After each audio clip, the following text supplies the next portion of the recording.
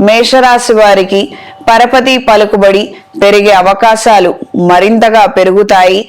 దూర ప్రయాణాలు అనుకూలంగా ఉంటాయి. ఆధ్యాత్మిక కేంద్రాలు కార్యక్రమాల పట్ల ఆకర్షితులవుతారు. నోములు పూజలు వ్రతాలు విశేషంగా చేసుకోవాలన్న ఆలోచనలు కలిగి ఉంటారు.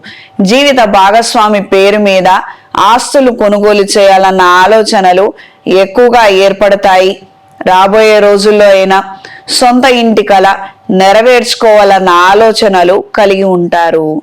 ఈ రాశిలో జన్మించిన స్త్రీలకు వృత్తిరీత్యా నూతన అవకాశాలను పొందగలుగుతారు. ఉన్న ఉద్యోగము మారాలన్న ఆలోచనలు ఏర్పడినప్పటికీ ఎప్పటికప్పుడు ఉన్న ఉద్యోగమే బాగుంది, మారితే ఇంకాస్త ఇబ్బంది అవుతుందేమో, మనకు అవసరమా అన్న నేపథ్యంలో ఆలోచనలు ఎక్కువగా ఏర్పడతాయి.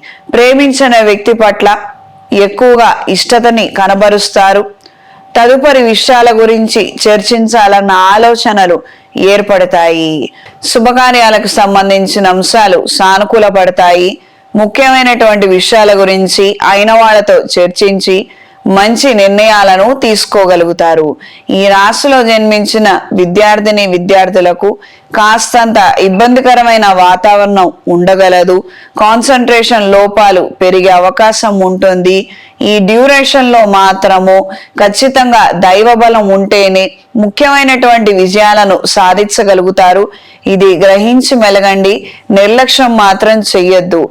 ప్రతిరోజు తల్లిగారి ఆశీస్సుల్ని పొందండి. మేషరాశి వారికి కలిసొచ్చే రంగు ఆకుపచ్చ, కలిసొచ్చే దిక్కు పడమర, కలిసొచ్చే సంఖ్య 9. ప్రతిరోజు ఆదిత్య హృదయాన్ని పఠించండి. సూర్యాష్టకాన్ని విశేషంగా చదివి సూర్య నమస్కారాలు చేసుకోండి.